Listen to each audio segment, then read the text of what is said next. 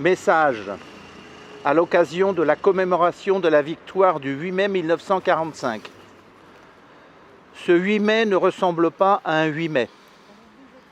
Il n'a pas le goût d'un jour de fête. Aujourd'hui, nous ne pouvons pas nous rassembler en nombre devant les monuments de nos villes, sur les places de nos villages, pour nous souvenir ensemble de notre histoire. C'est dans l'intimité de nos foyers, en pavoisant nos balcons et nos fenêtres, que nous convoquons cette année le souvenir glorieux de ceux qui ont risqué leur vie pour vaincre le fléau du nazisme et reconquérir notre liberté. C'était il y a 75 ans.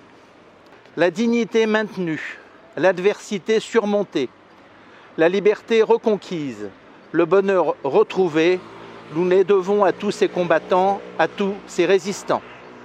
À ces héros, la nation exprime son indéfectible gratitude et sa reconnaissance éternelle. Le 8 mai 1945, c'est une joie bouleversée qui s'empara des peuples. Ce fut l'heure en France de l'Union nationale pour fonder les beaux jours, annoncés par le Conseil national de la résistance et bientôt retrouvés.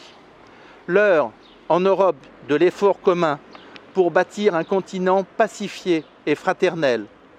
L'heure dans le monde de construire des Nations unies et le multilatéralisme. Aujourd'hui, nous commémorons la victoire de ce 8 mai 1945, bien sûr, mais surtout la paix qui l'a suivi.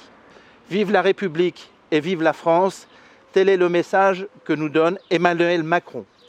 J'aimerais associer ce jour à la Journée nationale du souvenir des victimes de la déportation que nous n'avons pu honorer le 26 avril, également à cause du Covid-19. J'aimerais aussi associer cette cérémonie à tous nos anciens combattants, à tous nos porte-drapeaux, à Jean Favre, président des anciens combattants, et à Janine Godard, présidente du Souvenir français, qui, à cause du Covid, ne peuvent pas être avec nous aujourd'hui, mais qui, je le sais, sont présents par leur pensée. Et enfin, je souhaite saluer le courage de toutes les Françaises et de tous les Français, soignants, gendarmes, policiers, caissières, tous ceux qui, depuis le début de cette pandémie, ont continué à travailler pour que la France, pour que les gens puissent continuer à se nourrir, que les gens soient soignés ou que les gens puissent vivre en sécurité. Observons une minute de silence pour toutes celles et tous ceux qui sont décédés.